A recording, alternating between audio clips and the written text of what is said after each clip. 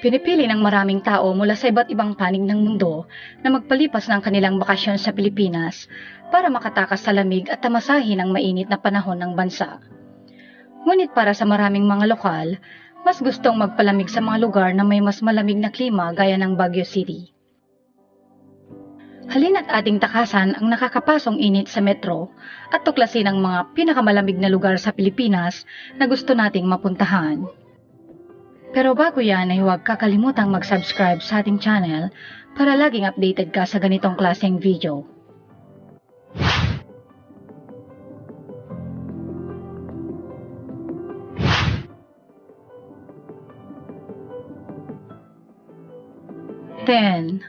Lantapan, Bukidnon.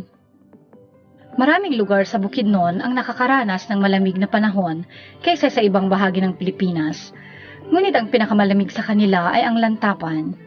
Matatagpuan sa 4,000 above sea level. Napakalamig ng klima dito na may pagkakataong tumatagal ang hamog hanggang tanghali. Ang Lantapan din ang gateway patungo sa pangalawang pinakamataas na taluktok sa Pilipinas, kasunod ng Bundok Apo.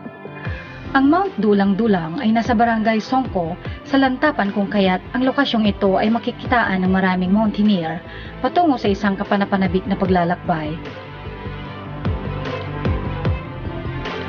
9. Davao City. Ang Davao ay tahanan ng nangungunang destinasyon sa bansa, ang Mount Apo. Ang pinakamataas na taluktok sa Pilipinas. Ang mga manlalakbay na umaakyat sa Mount Apo ay maaaring magpalamig sa mga luntiang halaman sa isang napakapreskong simoy ng hangin kahit na pinakamainit na buwan ng tag-init. Talagang mararanasan ang malamig na hangin ng Mount Apo sa buong Davao City. At bukod dito ay maraming iba pang mga atraksyon at aktibidad sa lungsod. 8. Itbayat, Batanes.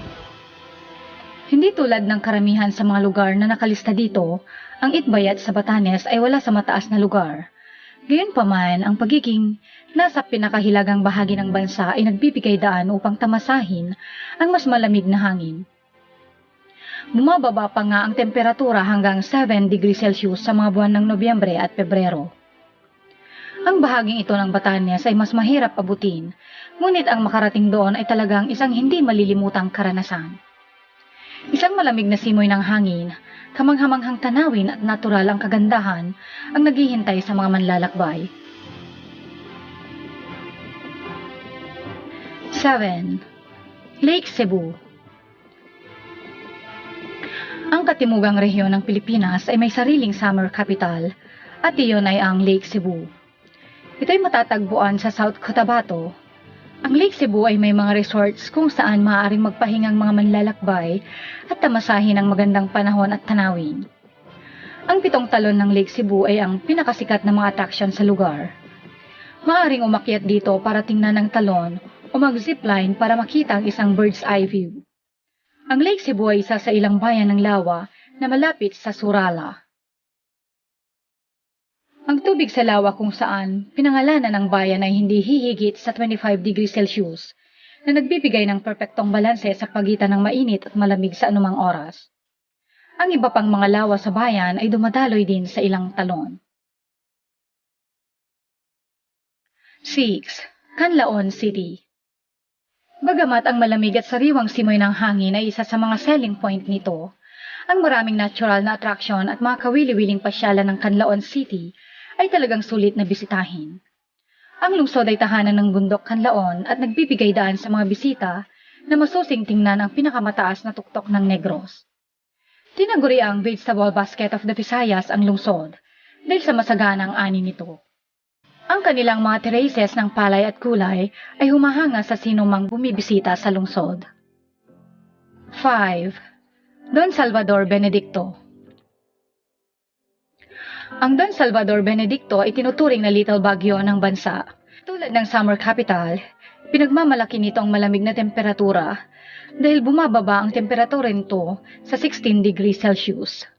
Gayunpaman, hindi tulad ng Baguio ay mas kaunti ang mga tao dito. Matatagpuan 2,500 talampakan sa ibabaw ng antas ng dagat sa isla ng Negros. Ang bayan ay mayroon ding estatwa ng leon na katulad ng iconic landmark ng Baguio. mga lunti ang tanawin at mga pine tree line na kalsada.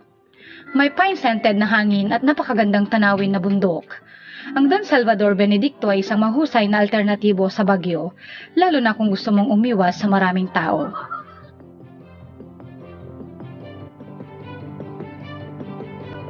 4. Tagaytay City. Sa kalapitan nito sa Maynila, ang Tagaytay ay naging isang popular na pagpipilian para sa mga naghahanap ng mabilis na bakasyon. Maraming tao mula metro ang tumatakas patungong Tagaytay para tangkilikin ang mas tahimik na lugar, sariwang hangin at malamig na temperatura. Tulad ng Baguio, ang Tagaytay ay lubos na urbanisado at maraming residential at commercial developments. Ngunit ang lungsod ay mas relax pa rin kumpara sa Maynila at ang pagpili ng mga aktibidad at atraksyon ay ginagawa pa rin itong isang magandang destinasyon.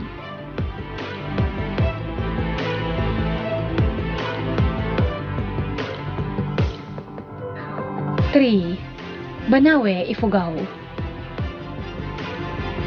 Matatagpuan sa tuktok ng lalawigan ng Ifugao, ang Banawe ay matatagpuan halos 5,000 talampakan above sea level. Pinakatanyag para sa mga iconic na rice terraces, ang lugar na ito ay isang paraiso dahil sa landscape at nakakamanghang tanawin. Bisitahin din ang mga lokal na nayon o museo upang malaman ang higit patungkol sa kultura nito. Maaari mo ring subukan at lumangoy sa isa sa mga waterfalls ng Banawe. 2. Sagada. Matatagpuan sa 5,300 talampakan above sea level. Sa Sagada ay ma-enjoy ang mababang temperatura sa buong taon na bumababa pa nga hanggang 10 degrees Celsius tuwing Enero at Pebrero. Napapaligiran ng magagandang kabundukan ng Cordillera, nababalot ng malamig at preskong hangin. Ang Sagada ay ang perpektong wonderland para sa mga mahilig sa kalikasan at hiking. Ang pagpunta dito ay tumatagal ng hanggang 12 oras na biyahe mula sa Maynila. Ngunit sulit ang lahat dahil sa magagandang atraksyon ng bayan at maliwalas na panahon. Ang Sagada ay isa sa mga malamig na lugar sa Pilipinas na maraming maiaalok. 1. Baguio City. Kung iisipin mo ang mga malalamig na lungsod sa Pilipinas, siguradong ang Baguio ang unang pumapasok sa iyong isipan. Ang temperatura ng Baguio ay karaniwang pinakamalimig sa buwan ng Enero sa 18 degrees Celsius. Tinaguri ang summer capital of the Philippines. Ang lungsod ay matatagpuan sa bulubunduking rehiyon ng Benguet at tinatangkilik ang malamig na panahon kaysa sa karamihan ng mga lungsod sa bansa. Ito ay nagpapakita ng urban at rural. Bagamat ginawa na itong urbanisadong lungsod ng turismo, pinagmamalaki pa rin ng Baguio ang maraming natural na atraksyon na patuloy na binabalik-balikan ng mga turista. Ang lungsod ay may ilang kakaibang cafe at restaurants na naghahain ng mga masasarap na pagkain.